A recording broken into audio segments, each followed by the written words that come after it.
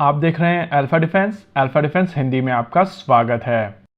आज के इस वीडियो में हम लोग बात करने वाले हैं एक ऐसे सिस्टम के बारे में जो वर्टिकल टेक ऑफ और लैंडिंग करने में सक्षम है और ये remotely piloted air system L&T द्वारा महाराष्ट्र डिफेंस एक्सपो के दौरान डिस्प्ले किया गया था।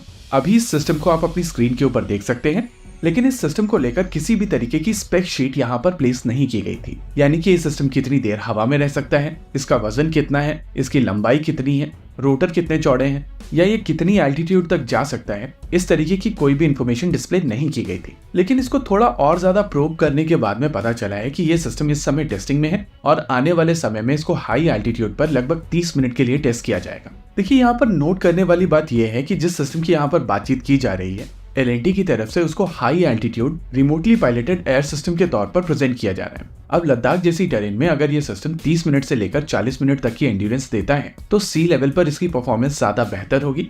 वहीं पर अगर आप इस सिस्टम को ध्यान से देखकर कंपेयर करने की कोशिश करें तो आपको समझ में आएगा कि ये सिस्टम स्वीडिश कंपनी साइबैरो के APID-1 के जैसा दिखता है। अभी आपकी स्क्रीन के ऊपर लेफ्ट साइड में स्वीडन का सिस्टम है और राइट साइड में एल&टी का सिस्टम है। इन दोनों को अगर आप कंपेयर करेंगे तो देखने में ये सिस्टम सिमिलर है और चांसेस है कि एल&टी यहाँ पर इस कंपनी के साथ में मिलकर काम कर रहा हो। अगर ये सिस्टम APID-1 ही है तो ये एक रोटेटरी पावर प्लांट से पावर किया जाता है जिसमें पिस्टन इंजन का प्रयोग किया जाता है। इसकी मैक्सिमम स्पीड ब्रोशर के ऊपर 120 किलोमीटर की है, लेकिन एक्चुअली इसकी स्पीड 105 किलोमीटर के आसपास की रहती है। अगर ट्रैवल स्पीड पर इसकी एंड्योरेंस की बात की जाए तो ये सिस्टम लगभग 4 घंटे तक की एंड्योरेंस दे सकता है, लेकिन एक्चुअल एप्लीकेशन जैसे कि लद्दाख जैसी हाई एल्टीट्यूड टेरेन में ये एंड्योरेंस धीरे धीरे कम हो जाती है। लेकिन जिस तरीके की एप्लीकेशन के लिए सिस्टम बनाया गया है वहां पर ये काफी अच्छा फिट है और वो एप्लीकेशन है डेक बेस्ड सिस्टम की। आज की तारीख में इंडियन नेवी को अगर हवा से किसी भी चीज को मॉनिटर करना है तो उनको हेलीकॉप्टर का प्रयोग करना पड़ता है और हेलीकॉप्टर्स के ऊपर मौजूद इलेक्ट्रो ऑप्टिकल सिस्टम्स की मदद से वो अपने ज्यादातर मिशंस कर पाते हैं, जैसे कि हॉस्टाइल सिस्टम्स को मॉनिटर करना, उनको ट्रैक करना और जरूरत पड़ने पर एंगेज करना।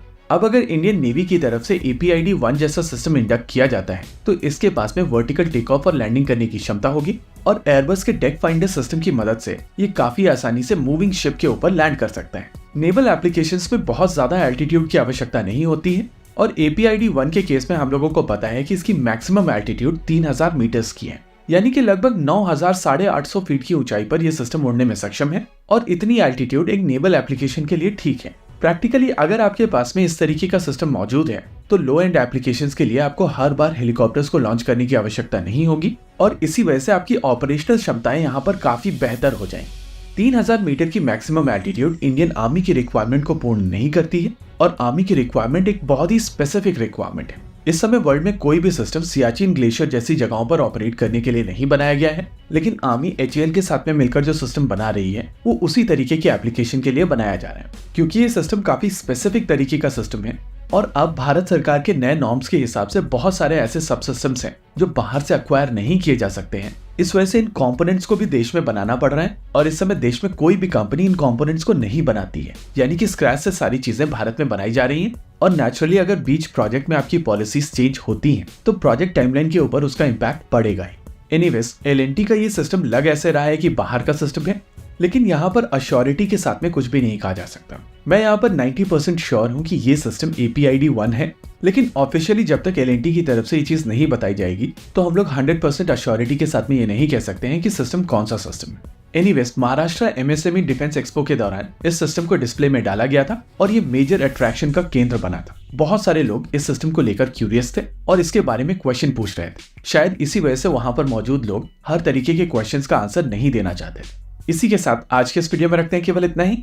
वीडियो को अंत तक देखने के लिए धन्यवाद। देखते रहिए अल्फा डिफेंस। जय हिंद।